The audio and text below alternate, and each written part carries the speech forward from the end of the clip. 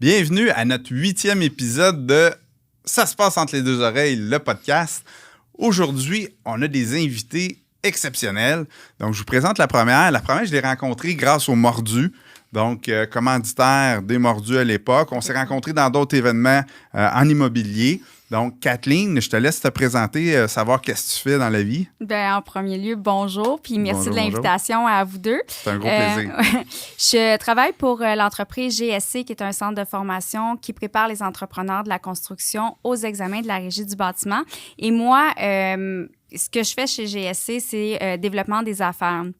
Et je suis aussi une personne qui est beaucoup active sur les réseaux sociaux. Donc, je vais chercher des ententes de partenariat pour notre association, pour les membres GSC, pour qu'il y ait des rabais un petit peu partout, que ce soit dans la construction. Exemple, je vais pour les professionnels, que ce soit avocats, fiscalistes, comptables et architecture. Donc, aujourd'hui, c'est pour ça que j'ai une invitée avec moi qui est partenaire avec GSC depuis maintenant 2 ans. Sarah Etu, qui a sa propre entreprise qui s'appelle Exot. Donc, je vais te laisser la parole, Sarah. Super, Sarah. Bien, merci pour l'invitation, Bienvenue. Kathleen et vous. Je suis super contente d'être là. Alors, moi, Sarah Baudin-Etu, c'est mon nom et je suis fondatrice de Exot Architecture, qui est en parallèle avec GSC. D'ailleurs, on est dans les mêmes bureaux qui sont tout près d'ici à Laval. On s'est installé là, ça fait depuis janvier environ. Puis, honnêtement, c'est vraiment le fun. Comme Kathleen dit, sa force, c'est de rassembler plein de partenaires ensemble. J'en fais partie, mais il y en a plein d'autres aussi avec nous. Et super belle équipe, je suis contente d'en faire partie. Super, super. Donc, comme on vous a dit, vous êtes des entrepreneurs, vous développez avec des entrepreneurs, vous êtes dans l'écosystème, surtout de la construction. Mm-hmm. Et dans la vie de tous les jours, tu sais, souvent, on va dire, ça se passe entre les deux oreilles. Donc, on va développer là-dessus durant une bonne trentaine de minutes. Et Raymond va être notre modérateur, si on veut, notre fou du roi, mais moi, plus sérieux que drôle. Mais quand même, ça touche du mot, c'est super la fun. Raymond, parle-nous de ton rôle avec nous pour... mon rôle, c'est que l'esprit de notre podcast, c'est très conversationnel. Donc, un coup que les présentations sont faites, ça part, on échange, c'est très, casual, convivial en français, je pense. Et sort de ça des pépites d'or souvent qu'on ne voit pas passer dans le flot de la conversation. Puis mon rôle, c'est d'être à l'écoute, d'observer. Et quand il y a une pépite d'or qui est partagée, on arrête de parler. Et pour le bénéfice de notre auditoire, bien sûr, parce qu'on est au service de l'auditoire, je relève et on partage la pépite d'or ensemble. Génial, parfait. Souvent, dans la vie, on vit des gros défis. Et souvent... et même tout le temps, ça va être là que ça se passe beaucoup entre les deux oreilles. Peu importe le défi qu'on va vivre, entre nos deux oreilles, on a le choix de décider comment ça va se passer. Est-ce que ça va être un défi qui va être au final positif? Est-ce que ça va être un défi qui va être au final négatif? Et généralement, le temps va jouer en faveur du positif. Tu sais, plus que le défi arrive tôt, bien, plus qu'on est près du défi, plus que là, on a la cassette qui part, puis on a des peurs, on a des craintes. Et plus qu'on s'éloigne de ce défi-là, on fait comme, hey, finalement, c'était presque une bonne chose que ça soit arrivé. Pourquoi? Bien, c'est dans ces moments-là qu'on va être obligé de se développer un petit peu. Peut-être, tu parlais tantôt que tu as fondé l'entreprise d'architecture. Oui. Il devait y avoir des défis associés à ça. Puis, je ne veux pas être sexiste, là, mais une femme, architecture, construction, En effet. là, il doit y avoir des défis un petit peu... Vraiment, puis j'aime ça que tu mentionnes l'aspect féminin, parce que c'est quand même un truc qui me tient à cœur, de mettre un peu de l'avant l'entrepreneuriat féminin. Ma gang, c'est toutes des filles. Nice. Oui, vraiment, j'aime ça, mettre ça en valeur. Puis écoute, il y a tellement justement des pépites d'or dans le côté business avec les femmes, on découvre beaucoup. Kathleen, c'en est un super bel exemple. Défi, OK, regarde, si on remonte un petit peu à quand est-ce que ça part tout ça, moi, j'ai beaucoup voyagé dans ma vie. J'étais un petit peu tannée de ce domaine-là, justement, où je trouvais pas vraiment ma place. Je suis partie voyager pendant 5 ans, puis j'étais allée voir un peu comment ça se passe à l'extérieur du pays, ailleurs et tout ça. Quand tu dis que tu étais tannée, c'est de l'architecture? Ou? Ben, écoute, de mon parcours, là, on remonte en 2015, on n'était pas en pandémie, explosion, tout ça, c'était peut-être un petit peu moins le même vibe. Puis oui, j'étais passionnée de quelque chose, mais j'arrivais pas à trouver ma place, mettons. J'étais un peu jeune aussi, j'avais 25 ans à ce moment-là. Okay. Puis là, dans ma vie, ça allait pas trop bien. J'ai tout mis ça de côté. J'ai vendu ma maison, toute la patente, puis je suis partie voyager. J'ai dit, je vais aller... Le voyage, c'était-tu vraiment pour voir l'architecture ailleurs? Non, ou juste non, pour au contraire, on monde? était plus en mode burn-out architecture. Ah, on ne voulait plus rien savoir on de voulait ça. plus rien savoir de ça. Fait que je suis partie 5 ans. après 2-3 ans de, me retrouver moi-même, qui que je suis, découvrir un peu mon identité, je me suis retrouvée en Australie. C'est là que j'ai accroché les pieds. Et un moment donné, j'ai eu l'opportunité de retravailler en architecture à l'étranger, ce qui est quand même vraiment un peu unexpected pour moi parce que je pensais pas que ça se faisait. Tu sais, il y a des codes de bâtiment et tout ça. Mais bref, il y a quelqu'un qui m'a donné cette opportunité-là. J'ai foncé dedans. Je me suis dit, go. Et là, la passion est revenue un petit peu. À un moment donné, j'aimais donc ça. Hein? C'est ça, je suis née pour faire des maisons. Je tripais jouer aux Sims depuis que j'avais 2 ans. Là. Fait que là, ça m'a repris un peu et tout ça. Après ça, j'ai dû quitter parce que c'est une question de visa de travail là-bas aussi. Et je suis retournée. Et là, j'ai eu un deuxième job, encore en archi, mais cette fois-ci en design intérieur. Et là, encore là, clac, la passion, la gestion, tout ça, ça me reprenait un peu. Puis là, je suis genre, OK, si je suis capable d'aller travailler à l'autre freaking bout du monde, puis quand même avoir du succès, je veux dire, qu'est-ce que je ferais chez nous? Mais quand même, il y a des kangourous là-bas. Là. Ah ouais! C'est plus facile. Nous autres, il y avait de la neige un matin. Ouais. Non, mais c'était fantastique. Puis j'ai eu le sponsor à la fin pour rester. Puis j'ai dit, non, attends, il y a de quoi qui m'appelle chez nous. Je manquais la culture du Québec. Okay? Même si on la connaît pas tant que ça, la culture du Québec, mais quand tu t'en vas ailleurs, tu réalises qu'on a quelque chose ici, vraiment. Fait que j'ai dit, je retourne à la maison. Puis là, on était devenus en 2019. OK? J'avais 30 ans à ce moment-là. Puis, je retourne, je me fais un super bon job à Montréal, dans le temps, en design toujours. Et là, encore là, je deviens gestionnaire et tout ça. Je commence à pogner un petit peu de technicalité. J'aime vraiment ça. Mais j'avais dans moi, j'étais genre, hey, c'est les maisons, mon trip. C'est le résidentiel. Et là, c'est pas ça du tout que je faisais. Et le défi arrive. 2020, c'est quoi qui est arrivé? Pandémie, toi. Tout ferme. Notre bureau se ferme à ce moment-là. Il se passe plus rien, plus de contrat. C'était pas du tout mon bureau à moi. Là. J'étais employée à ce moment-là. Et je prends quelques mois de repos, comme pas mal tout le monde, pour me recentrer puis dire « Hey, je pense que ça serait le temps de foncer dans mon rêve qui était réellement d'avoir une business, finalement, qui s'était développée à travers tout ça, de fonder une business d'architecture résidentielle. » Et là, je commence à placer mes cartes un petit peu. J'ai déménagé dans le bois, bien loin, comme encore là, beaucoup de monde à ce moment-là. J'ai vécu ce qu'on appelle l'exode, finalement. L'exode urbain, rural, en tout cas, l'inverse de ce que tout le monde avait fait initialement. Puis là, j'ai dit, ça, c'est vraiment cool. Je veux documenter ça, je veux créer quelque chose avec ça, je veux aider les gens à faire ce move-là, aller chercher un chalet, une place où ils vont être vraiment bien. Et là, je marchais tous les jours autour du lac, je me disais, Exode, c'est beau, Exode, c'est ça, c'est ça qui fait du bien. T'sais, on s'en va un petit peu de la folie qu'on était toutes pognées dans une ville, puis on s'en va relaxer. Je commence à faire des dessins, des affaires, je me dis, wow, OK. Et là, miracle, Alex Bachand et Marc-André Dayan, qui sont un petit peu les je sais pas trop, directeurs, fondateurs, etc., de GSC, m'attrapent sur LinkedIn, hasard total. Puis là, ils m'arrivent, ils sont comme, on cherche quelqu'un qui est prêt à construire, à fonder son bureau d'architecture, puis qui est en ses débuts, idéalement, parce que nous, on veut un partenaire d'architecture. Et là, j'étais comme, what the fuck? C'est quoi l'affaire? Genre, je viens de trouver ma porte d'entrée dans le domaine. Et là, en plus, ils me disent, ça va te permettre d'enseigner. Moi, en fait, ce que je cherchais, c'est ça, c'est d'essayer de partager mes connaissances. Et là, ils m'ont dit, tu vas pouvoir en plus enseigner à notre gang qui sont des entrepreneurs. Parce que partager les connaissances, c'est très bon pour l'épanouissement personnel.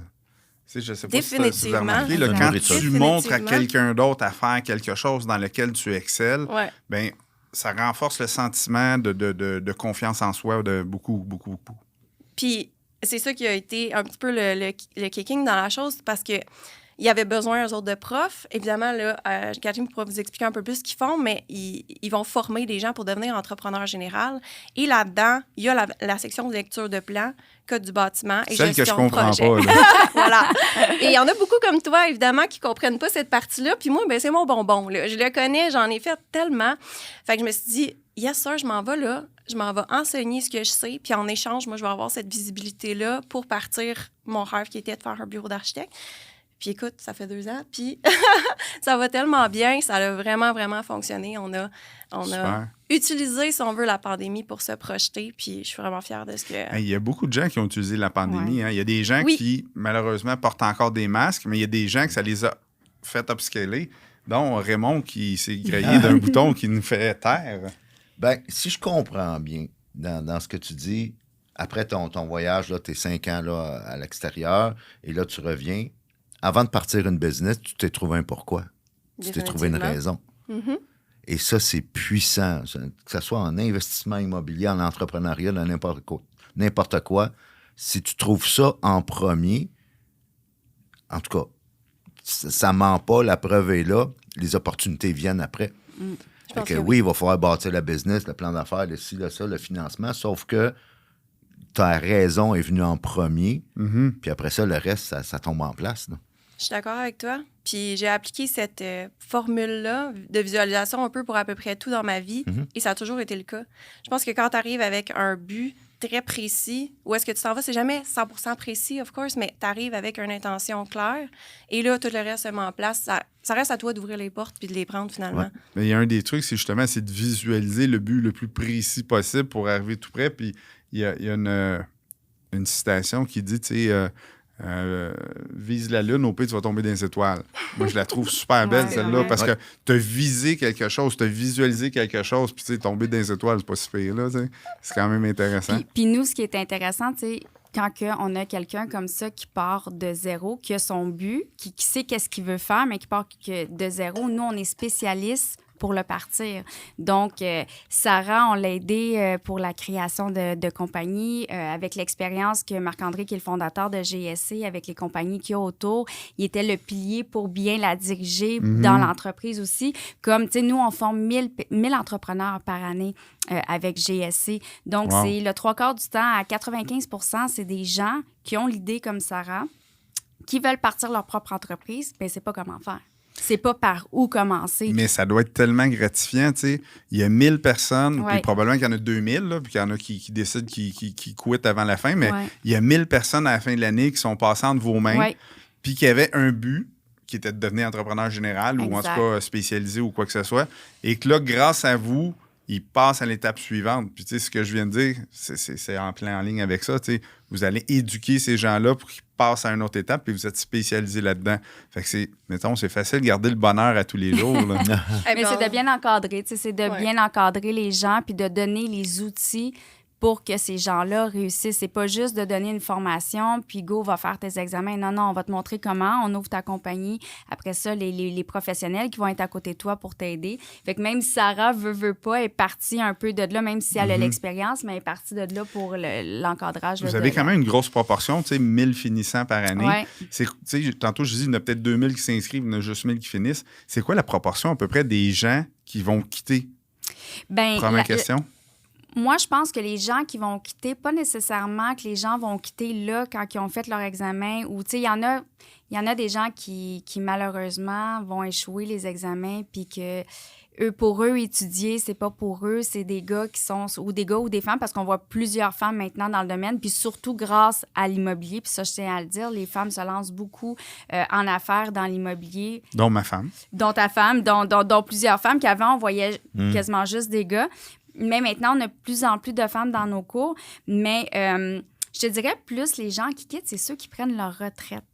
Parce que c'est ça que les gens ne savent pas. Il y a beaucoup de monde qui vous disent « Ah, ben il y a plein d'entrepreneurs qui ferment la compagnie. » C'est pas qu'ils ferment la compagnie. Il y a des gens qui décident de faire une restructuration de carrière, qui décident de complètement changer de domaine. Puis il y en a d'autres qui vont tout simplement prendre sa retraite, ce qui fait que c'est pas vrai qu'on a trop d'entrepreneurs au Québec. C'est pas du tout vrai. On est en manque d'entrepreneurs. Alors, il y en manque. Fait que ces gens-là qui sont formés, souvent aussi, il y a un gros mythe que les gens ont. Pensent que les gens n'ont pas nécessairement d'expérience dans le domaine. Moi, je suis prête à vous dire que le 3/4 des gens qui font la formation chez GSC sont déjà dans le métier, sont déjà là-dedans. Fait que c'est déjà des maçons, c'est déjà des gars de charpente, sont déjà dans le métier. Donc, de dire que ces gens-là sont formés sans expérience, c'est pas vrai. Ils ont déjà, mettons, 5 ans, 10 ans en arrière de la cravate d'expérience, mais qui décident maintenant... Dans une spécialité, mais ils ont quand même collaboré avec les autres corps de métier. Tu as des gens qui font de la rénovation générale. Il y en a qui ont leur spécialité comme l'électricien, le plombier, mais tu en as qui sont dans la rénovation générale,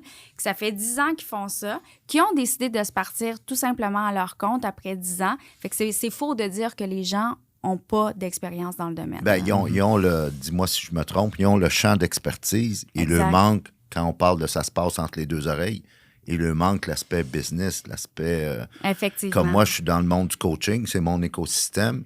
Il y a beaucoup de coachs qui crèvent de faim parce qu'ils sont dans le coaching et ne sont pas dans la business du coaching. Donc, c'est un peu la même chose en construction. C'est exactement ça, tu sais. Puis nous, c'est vraiment... Parce que souvent, il y a des gens qui vont dire, ben moi, j'ai pas besoin de savoir faire la comptabilité. C'est ma secrétaire qui fait ça. Ouais, mais si un jour tes chiffres sont pas bons, il faudrait peut-être que tu comprennes pourquoi tes chiffres sont pas bons. Exact. T'sais. Fait que c'est vraiment de rentrer ça justement entre tes deux oreilles, que tout ce que tu vois dans les examens, je suis d'accord que pour le day-to-day, vous en servez pas côté administration, gestion de sécurité ou justement le code du bâtiment, vous travaillez pas avec à tous les jours. Mais la journée que tu en as besoin, c'est supposé de savoir ou d'aller chercher tes ressources pour le savoir. Tout domaine confondu, mais surtout la construction. Tu sais, tu n'as pas besoin d'être un spécialiste de tous les corps de métier, mais tu dois être capable d'avoir une discussion avec tous ces gens-là, surtout en tant qu'entrepreneur général, parce que tu es le chef cuisinier qui va diriger la cuisine. C'est définitivement la clé du succès, je dirais, de comprendre tout ça. Là.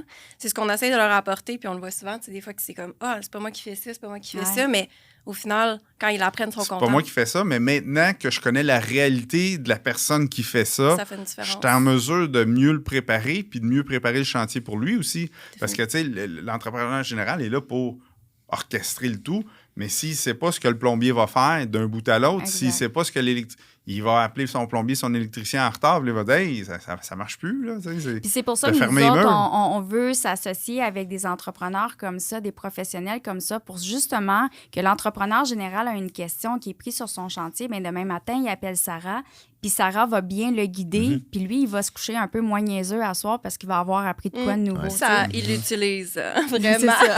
Ah oui? Ah ouais, puis c'est le fun. Moi, c'est mes petits bonbons dans la journée. Tu sais, ils appellent, ils sont comme « Hey, je suis un de tes élèves, là, tu t'en souviens pas, mais là, je suis pris devant un cadre de porte, puis là, il y a 7 pieds, puis là, l'autre bas, hey, il m'explique une affaire. Je suis genre « OK, donne-moi 2 secondes. » Oui, c'est ça, donne-moi 2 secondes. Je vais t'écouter, là. Puis, tu sais, c'est le fun parce qu'après ça, ces personnes-là aussi, ils sentent qu'ils peuvent compter sur des gens. Ouais. Puis avec GSC, OK, moi, je suis un exemple parmi tant d'autres, mais on s'est entendu qu'ils ont un notaire, ils ont un comptable, ils ont du monde en design web pour les aider à avoir leur logo et tout. C'est tous des mondes qui sont complètement fermés pour eux là, à la base. Oui. Puis c'est un fast track pour bâtir une relation. Oh my God, oui. Il a juste suivi un cours avec toi, puis il a accès à toi au téléphone. Salut, comment ça va? Ouais, on a un problème d'architecture ici. On peut-tu régler ça? Imagine si tu es obligé de déranger quelqu'un ou est-ce que tu n'as aucune relation? Ben, il pourrait pas. Il pourrait pas. Personne la personne va dire. Je te confirme, non, mais pour de vrai, ils vont impossible. juste dire on met ça sur la pile, on te rappelle dans 2 semaines. Oui, mais dans 2 semaines, mon chantier va être arrêté pendant 2 semaines. Ça ne fonctionne pas, ce soir-là. Moi, j'apporterais souvent, quand que je fais mes ententes de partenariat avec nos partenaires qu'on a, je leur dis toujours, moi, je veux pas être un inconnu. Je veux que quand je rentre chez vous, que je sente que je suis ton chum, ça fait 20 ans, genre, tu sais. Ça, je pense que ça, c'est aussi la grande clé, tu sais, une chose importante dans la vie, comme arrêter de faire sentir les gens comme des numéros. Puis la COVID, des fois, a un peu emporté ça, où ce que les gens se sentent comme des numéros. Mais nous, même si on forme 1000 élèves par année, bien, on essaie du mieux qu'on peut de se souvenir de l'élève. Puis si on s'en souvient pas, bien, on va tout faire pour que l'élève pense qu'on s'en souvienne, tu sais. Ouais. C'est un peu ça, c'est de bâtir une confiance. C'est vraiment ça. Exact. Je sais, c'est une grosse famille. Tu rentres là, tout le monde est en train de dîner ensemble. Toute la gang des partenaires, tu as des élèves dans le milieu, ils sortent, ils marchent. C'est juste une grosse place où les gens... Honnêtement, là, cette semaine, il y a des clients à moi qui sont entrepreneurs, qui ne vous connaissaient pas, qui sont venus, qui sont devenus mes clients, qui étaient des amis à la base, puis ils étaient comme... Qu'est-ce qui se passe ici, là? Puis là, hey, je peux-tu être invité au prochain 5 à 7? Puis là, un petit email, peux-tu venir ici, moi? Ben oui, vas-y. C'est ça, c'est ouvert à tous. C'est vraiment le fun, ça. Ça permet justement un réseau facile d'accès, là, tu sais. Ouais. Puis on s'entend-tu que le réseau, c'est la clé de tout, là? J'étais chez Imo Facile hier. On était chez Imo Facile hier, puis les gens, même ceux qui avaient des 500 portes, ils leur disaient tout le temps, si tu veux réussir dans la vie, le réseau, les contacts, c'est la clé. Il faut que tu t'entoures de monde. Ouais. Je l'ai souvent dit à Kathleen aussi. Tu sais, au début, quand je suis partie à Exode, c'est sûr que j'aurais réussi tout seul. Tu sais, j'avais ce qu'il fallait, si on veut, pour le faire. Tu avais ce qu'il fallait entre les 2 oreilles. Ouais. Oui. C'est une autre chose. Mais je l'avais pas au niveau... Exactement, c'était mon autre point. Quand tu as dit qu'ils m'ont aidé, moi, là, genre, faire une fiche de comptabilité pour une compagnie, j'avais jamais fait ça de ma vie. Là. Mais jamais. Là, j'avais aucune idée comment ça marche. Puis là, quand ils sont arrivés dans le décor, ils ont fait, ben garde, toi, fais ce que tu es bonne pour faire. Là. Puis nous autres, on va s'occuper du reste. Et c'est ce qui s'est passé. Et ça, c'est le réseau. C'est ça. Parlant réseau. Je pense qu'il y a une grosse pépite d'or qui vient de passer là. Réseau Wi-Fi ou réseau contact? Réseau contact. C'est bon. Non, ouais. de contact. De contact. Réseau contact, il faut préciser. Là. On dit tout le temps, tu sais, moi je dis en coaching ou en conférence, tu vas obtenir quelque chose que tu n'as pas encore, mais tu dois faire des choses que tu n'as pas faites encore. Souvent, notre auditoire, Jocelyn, c'est souvent des gens qui veulent se libérer financièrement. Ouais. Ils cherchent à obtenir la liberté Ils aiment financière. ça prendre des vacances, profiter de la famille. Le gros de notre auditoire, si on veut, là, c'est pas scientifique, on va dire 80 là, n'ont pas encore obtenu ce qu'ils veulent obtenir.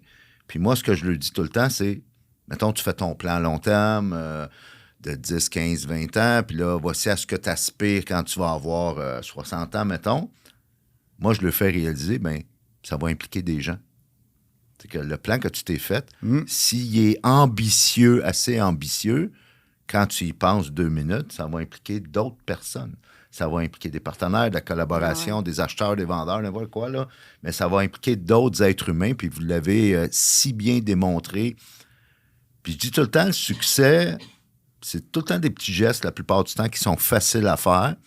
Puis parce qu'ils sont faciles à faire, sont aussi faciles à ne pas faire. Comme se souvenir des gens qui sont passés par votre organisation. Moi, j'ai commencé, puis je trouve ça tellement puissant, puis c'est tellement niaiseux.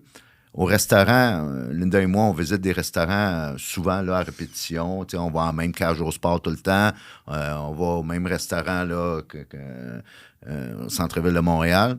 Et dans une petite application de notes, là, le gars au bar s'appelle un tel. La fille à l'accueil s'appelle un tel. Puis, je me paye le luxe de ne pas avoir de mémoire, mais les outils sont là. Fait que là Trop quand niaiseux. Raymond rentre dans un restaurant avec vous autres, là, puis qu'il connaît le nom de la fille, du gars au bar, de ci, C'est qu'il a il a été dans juste ça. été une fois, c'est dans le char avant, il recheck tout comme faut. Puis- Mais c'est vrai. Mais c'est ça vrai. a de l'effet. Ouais. Ben oui. Parce que Sur quand- le service que tu reçois, c'est sûr que entre les deux oreilles de ces gens-là, ça a un effet. Tu sais, t'arrives, tu te rappelles de l'hôtesse, tu te rappelles de son nom. Elle se dit, hey, je l'ai peut-être déjà vu ici, puis oh, il se rappelle de mon nom. Ouais. Elle veut le servir mieux. Oups, la même chose au bar. Le monsieur, il dit, hey, moi, tu sais, au lieu de dire, hey, chose, je veux mon drink, tu sais, salut Hey. Sylvain. Ouais. Là, Sylvain, il fait comme, hey, c'est un habitué, ça, faut que je Ouais. réponde rapidement. Ben, c'est vrai que ça fonctionne. Puis la business, C'est ça. c'est une gang d'êtres humains. C'est ça. Puis quand tu comprends ça, après ça, c'est pas compliqué. Tu n'as pas besoin d'un PhD, tu n'as pas besoin d'aller passer une formation Ah, spéciale. puis quoi? Tu as juste besoin de t'intéresser aux gens. Mais je pense qu'on le voit sur le retour parce qu'à un moment donné, Ouais. on était beaucoup dans l'automatisé, couper le personnel pour aller avec Ouais. les banques. On fait ça beaucoup. Les caissières, avant, tu avais 5 caissières, 6 caissières. Maintenant, tu es rendu avec 2 parce qu'ils Ils veulent que tu t'ailles- ailles au guichet. Ils veulent que tu ailles au guichet, Ils mais veulent je trouve que t'appeler au là, il y a téléphone, un service automatisé. C'est ça, exactement. Il y a un Puis virement. les là, relations qui fait- avec les banques sont rendues difficiles à cause de ça. Puis tu sais, en même temps, on comprend un petit peu pourquoi. Tu sais, ils veulent empêcher qu'il y ait de l'ingérence Ouais. qui se fasse, qu'il y ait des relations qui se créent entre celui qui prend une décision et celui qui va emprunter de l'argent. On se comprend. Ouais, ouais. Pénurie de Mais- main-d'œuvre aussi, par exemple. Il y a la pénurie de Applique. main-d'œuvre. Ouais. Il y a plein de facteurs externes qui viennent changer toutes ces données-là. Puis c'est important qu'en tant qu'entrepreneur, on soit fort entre les deux oreilles. Parce que toutes ces données-là viennent finir par jouer entre nos deux oreilles, de dire, hey, mais là, c'est plus pareil comme c'était avec les banques, c'est difficile. Hey, c'est plus pareil pour la pénurie de main-d'œuvre, j'ai plus d'employés, comment est-ce que je vais faire, comment est-ce que je vais gérer ça? Tu sais, il y a des gens qui vont dire, hey, moi, je vais rapetisser mon équipe. Ouais. Je vais rendre mon équipe plus efficace avec des outils, je vais rapetisser mon équipe, puis on va croître grâce à ça. Il y en a d'autres qui disent, ben moi, j'ai un défi à dire, il faut que j'engage de plus en plus de monde, et là, il y a de moins en moins de monde de disponible. Qu'est-ce qu'on va faire? Fait que ça se passe entre les deux oreilles. Le même entrepreneur peut finir par dire, je lâche prise, c'est trop compliqué, c'est trop difficile à cause de facteurs externes, ou avoir un mindset super solide et être en création, donc trouver des solutions, puis continuer d'avancer. Moi, je pense que, tu sais, seul, tu peux réussir, mais si tu es bien entouré, tu peux aller beaucoup plus loin que réussir. Ouais. Ben oui. Tu sais, vraiment. Puis là. ça, c'est quelque chose dans ta barouette parce que, tu sais, quand tu arrives au début puis tu es prête à te lancer, là, on s'entend que la plupart des gens, ils connaissent pas tant que ça, la business. Tu sais, on a toute notre petite passion, on est bon pour faire des chandelles, mettons, whatever, puis tu veux mettre ça de l'avant. Puis la première fois que les gens, puis quand tu traînes dans les soirées d'immobilier, c'est un peu ça, les gens commencent à te parler de partenariat, et ils vont prendre des parts de ce que toi, tu vas gagner, tout ça. Puis pour quelqu'un de l'extérieur, quand tu arrives avec ton bébé, c'est dur d'accepter. Moi, par chance, j'ai pas tant de... j'aime ça, partager. J'ai toujours été d'une gang. Puis je suis pas du tout individuelle dans absolument rien. Fait que ça a été facile de jumeler avec la gang de GSC. Et après, depuis le début, depuis qu'on a fondé ça, j'ai refait 2 autres associations assez rapidement pour fonder 2 autres business qui étaient 100% en lien avec la première. Wow. Et je trouve qu'une fois que tu goûtes à ça, le partenariat, ça vient tout seul. Mais si je me remets au début, je passais une couple de mois chez nous à me dire... C'est pas vrai que je vais leur donner des parts. Qu'est-ce que je vais faire? Ça marche comment, ça? Ils vont-tu me manger? Ils vont-tu m'écraser? Puis... Moi, j'aime ça voir un petit peu ce que tu dis comme, tu sais, il y a des gens qui voient le verre à moitié vide, le verre à moitié plein. Moi, je vois ça comme un évier qui déborde. Tu sais, j'ai beau me remplir une chaudière d'abondance puis de succès, mais je me reviens d'abord, l'évier est encore plein. Il y en a pour tout le monde. Il y en a pour tout le monde. Fait qu'il faut apprendre à partager puis à pas juste voir son succès à soi. Tu sais, quelqu'un qui réussit vraiment, là, il s'assure que les gens autour de lui réussissent. Et quand tu as compris ça puis que les gens autour de toi réussissent, là, tu sais, une business que tous les employés ont des Mercedes puis des BMW dans la course, parce que ça va bien, là. On s'entend? Fait que si ton rôle d'entrepreneur, c'est de t'assurer que tous ces gens-là aient la sécurité financière et l'abondance financière, bien, c'est sûr que évidemment, il y a des calculs à faire. Il faut y aller étape par étape. Là. Mais je pense que si ce mindset-là est respecté, bien, c'est sûr que tu vas aller vers le succès. C'est important ce que tu dis. Là, je vais faire comme une belle petite pub à JC Perrault. Là. Dans mes entiers, JC Perrault, c'est un des premiers partenaires qu'on a eu dans notre association. Puis quand j'ai rencontré le propriétaire de JC Perrault, un des frères, il me dit... Ça doit être M. Perrault. Monsieur Perrault, mais là, c'est parce que je cherche son nom, puis c'est la vieillesse. Je cherche son nom, puis j'ai pas mon téléphone en ce moment, je l'ai pas noté. Mais lui, il m'avait dit, tu sais, je lui avais demandé, voulez-vous l'exclusivité? Parce que c'était dans nos débuts, puis moi, j'apprenais sur le tas là, pour aller chercher les partenaires. Puis lui, il m'avait dit, tu sais quoi, Kathleen, je l'avais pas l'exclusivité. Parce qu'avec l'exclusivité, je ne peux pas me surpasser. Je ne peux pas aller plus loin. Donc, pour moi... Paye sur le piton, Asti, paye sur le piton. Pour de vrai, c'est une des meilleures pépites d'or qu'on a eues jusqu'à présent. Alors, pèse un deuxième coup. C'est vraiment extraordinaire Merci, ce que tu viens de dire. Perrault. Merci, JC Perrault. Alors, faut le répéter. Avec l'exclusivité, je ne peux pas me surpasser. Exactement. Lui, c'est ce qu'il me disait. Puis, c'était le magasin, ça m'échappe là, présentement, qui était son compétiteur là, direct dans les premières années de JC Perrault. Puis, il me disait, jamais je vais pouvoir aller de l'avant ou créer plus loin si je suis le seul. Si je suis le seul, je vais rester assis là. Je ne peux pas me démarquer. En fait, c'est vraiment ça, se démarquer. C'est comme la Ligue nationale avec une équipe. On va tout le temps être champion. Mais là, tu sais, il y a de la compétition. Les gens font les choses différemment. Tu observes qu'est-ce qui se passe ailleurs. Tu t'abreuves de ça et tu fais ta propre recette. Moi, je trouve ça tellement puissant qu'est-ce que tu fais. Puis il n'y a pas assez de gens qui mettent ça en pratique. Et tu me rends très fier d'avoir tout acheté mes meubles chez JC Perrault. Pour de vrai. J'ai trouvé ça coûte cher. Là, la facture vient de passer. Je te le dis, je suis vraiment content. Cet épisode-là. Oui, ils vont commanditer l'épisode. Je vais vous mettre en contact avec ma relation. Mais les gens que moi, là, je regarde avec de l'estime, puis que je me dis, si un jour ma vie peut être proche de la leur ou mon mindset peut être proche du leur, ils ont tout en commun ce bout-là. Ils n'ont pas peur de la compétition, sont ouverts, ils donnent leurs recettes. Tu sais, c'est des gens exceptionnels en haut de la moyenne, puis ils ont toute une caractéristique égale, c'est qu'ils sont généreux de la place autour d'eux. Ils n'ont pas besoin d'être exclusifs puis de dire, hey, toi, tu nous fais de l'ombre. Ah, ben, toi, tu es en compétition avec moi. On n'est jamais en compétition. Tu sais, 2 magasins de burgers, là, ils ont chacun leur recette, ils ont chacun leur façon de donner le service. Ça change quoi? Tu vas juste pouvoir te démarquer un petit peu plus. En tout cas, moi, je l'ai pris comme leçon. Je l'ai toujours après ça appliqué. T'sais, on est rendu avec 90 partenaires, puis maintenant, ça me reste en tête. Là, extraordinaire. Ça, c'est étonnant parce que avant de connaître GSC, puis mettons, dans mon mindset de fille qui n'avait pas traîné dans le business trop, là, je savais pas que ça existait, ça. Moi, j'avais le feeling que la plupart des gens voulaient juste être le meilleur, mettons. Bien, tout le monde va être le meilleur d'une certaine façon, mais sans nécessairement avoir cette exclusivité-là ou que ça fasse en sorte que ton ami d'à côté ne va pas réussir autant que toi. Puis, tu sais, je l'ai vu juste en architecture, là, faire regarde juste mon monde à moi en excluant les autres. On s'est beaucoup entraidé les bureaux entre nous dernièrement, puis j'ai vu ça. Moi, j'ai une franchise Dessin de Romane. Je ne sais pas si vous connaissez ça. C'est assez connu, des plans en ligne. J'ai acheté une franchise et ça a été mon premier move un peu comme ça, de dire « Oh, ça va être un peu bizarre d'être à Exode et d'être des Saint-Drummond en même temps. Puis je trouvais ça cool d'aller jouer là-dedans. Je me disais, ben là, on se donne de la visibilité avec eux, puis en même temps, ben, on va leur en shipper si nous, on en a trop. Tu vas inspirer plus de gens encore. Il y a des gens qui, de la façon qu'ils sont conçus, ils n'iront jamais voir un architecte directement parce que dans leur tête, ça coûte beaucoup trop cher. Ben, j'ai pas accès à ça, j'ai pas ces moyens-là. Ils vont aller voir des Saint-Drummond et tu vas pouvoir inspirer les deux grâce à ça. Fait que c'est très bonne idée de ta part. Puis on voit une mode aussi chez les grosses business, les entrepreneurs, des business qui vont acheter leurs compétiteurs et qui vont dire non, ça reste. Ils gardent deux. Oui, deux séparés. On publicise pas ça, puis on le dit pas. Tu sais, là, on a entendu parler. Meuble Tanguay a acheté, je pense. Oui, je l'ai vu hier. En fait, il l'avait déjà. Ou quelque chose comme ça. De ce que j'ai compris, il l'avait déjà acheté, mais ils ont décidé de changer le branding. De les mettre ensemble. Uniformiser. Ouais. Uniformiser. Mais ils l'ont gardé longtemps. Ouais. Deux choses séparées. Pourquoi? Ben, ça leur permettait de dire, ben, on a notre plus haut de gamme ou notre plus milieu de gamme. Et là, ils ont décidé, ben, le temps qu'ils ont passé à avoir les deux brands, là, ça leur a permis de se développer puis de mieux comprendre leur marché. Ouais. Fait que, tu sais, c'est super important, ce genre de détails-là. Notre entrevue, notre épisode tire à sa fin. Pas déjà? Ben oui, déjà, ça passe tellement vite. Ouais. Et j'ai le goût, les filles, de vous amener sur le terrain de l'immobilier parce que c'est une grosse partie de notre auditoire, de notre clientèle. Définitivement. Vous étiez justement dans un événement d'immobilier dernièrement. On les fait toutes. On les fait toutes. Qu'est-ce que, comme message, là, puis ça pourrait être chacun votre mot de la fin, là, comme message, vous auriez à donner, parce qu'on sait que l'immobilier et la construction, là, c'est comme complémentaire, ça se touche.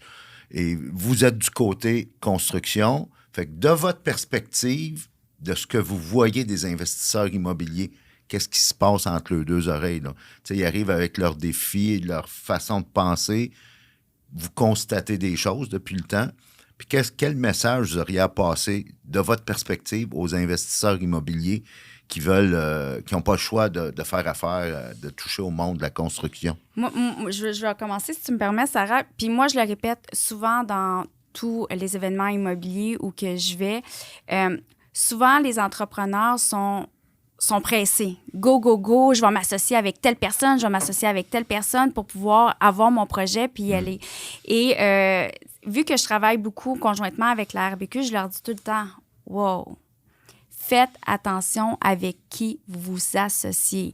Parce que demain matin, si jamais l'entrepreneur avec qui tu t'associes a fait quelque chose de mal au niveau de la RBQ, ben c'est toi qui vas être pénalisé à vie. Et au départ, le projet que tu avais, c'était pour viser à long terme. Et là, tu viens de te couper l'herbe en dessous du pied pour tous tes autres projets. Ouais. Fait que moi, là, c'est vraiment comme entre les deux oreilles, là, calmez-vous, comme on va y aller, vous allez y arriver, mais faites attention avec qui vous faites affaire. Puis ça, c'est vraiment important au niveau de la régie du bâtiment. Ouais. Parce que d'ouvrir une compagnie, de la fermer, c'est pas bon au niveau de la RBQ. Fait que ça, c'est le premier conseil que je dirais au niveau des entrepreneurs en immobilier. Super.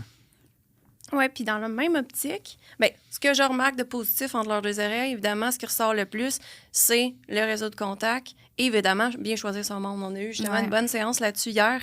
Bien choisir son monde, tu sais, s'entourer, c'est une chose, mais après ça, faire ce qu'on appelle un due diligence, que j'ignore, une vérification. Diligente, voilà. Ouais. Mais pas juste des personnes, aussi des projets. Hein? Parce que l'immobilier, c'est beau. Écoute, on est entouré, nous, de gens qui vendent un peu ça, veut pas. Puis c'est un beau domaine et tout ça, on adore ça. Mais je vois beaucoup de petites personnes qui commencent puis qui ont juste le goût de se lancer dans tout puis qui vont acheter la première affaire sans faire leur fameuse due diligence. Puis, tu sais, des équipes d'architecture comme nous, on aide beaucoup de monde à la faire, cette vérification-là. Puis on remarque qu'il y en a beaucoup qui ne l'ont pas faite puis qui ont acheté un petit peu trop vite. Fait qu'entre les deux oreilles, on pourrait revenir à dire, choisissez bien votre monde, choisissez bien vos projets aussi. Il y en a des beaux projets, il n'y en a pas beaucoup. Souvent, c'est des pépites d'or, sont cachées. Mais de se lancer trop vite dans quelque chose sans avoir vraiment fait les vérifications, ça peut être super C'est le fun ce que tu dis. Il y en a beaucoup des beaux projets, mais il faut faire attention parce qu'il y a plein de professionnels qui doivent vendre des projets dans la vie. Plus ou moins beau. Ouais. Puis moi, je dis toujours, en immobilier, c'est comme une partie de cartes seule avec un jeu de cartes. Tu flippes les cartes. Est-ce que tu te contentes du 2 de pique? Non, tu veux l'as. Fait que, tu sais, dans une année, tu as 52 cartes, 52 semaines, bien, tu vas sortir 4 as à un moment donné. Fait que, pas parce que ça fait 6 mois que tu cherches puis que tu n'as pas trouvé, dis-toi que tu te rapproches de ton as. Puis quand tu vas flipper ton as, bien là, tu vas avoir le bon deal à faire avec le bon monde. Fait que assure-toi que toutes les cartes soient sorti avant de décider que c'est un house ou pas. Il faut vraiment que tu sois sûr de ton coup, puis c'est la clé du succès. Perds pas de temps avec un 2 de pique. Ton 2 de pique va te prendre tellement de temps. Exact. Puis là, je parle en connaissance de cause. Hein. Moi, je voulais tellement faire de l'immobilier, j'achetais n'importe quoi au début. Puis je pense que les 4 premiers flips que j'ai faits, j'ai pas fait d'argent. La seule chose qui m'a sauvé, c'est que j'ai une tête de cochon, puis je suis persistant, et je les ai gardés. Mon premier flip, je possède encore l'immeuble. Ah ouais? Je ne perdrai pas d'argent, mais la première immeuble que j'ai acheté pour dire je rénove ça puis je vends ça, je l'ai encore aujourd'hui. Ça fait plus de 20 ans. Mais là, oui, si je le vends, je vais faire de l'argent. Je suis attaché émotionnellement. J'ai décidé de le garder. C'est symbolique. C'est plus symbolique. C'est la plus laide maison de Saint-Hubert. C'est moi qui la possède. Hey, mesdames, merci beaucoup. Un gros merci d'avoir été là. Votre présence. Merci à vous de l'invitation. Ah oui. On se revoit dans un événement d'immobilier. Sure. Sûr et certain. Ouais. Super. Hey, merci tout le monde. C'est notre avant-dernier podcast pour la saison. Donc, on se revoit la semaine prochaine pour une dernière fois avant la fin de la saison estivale.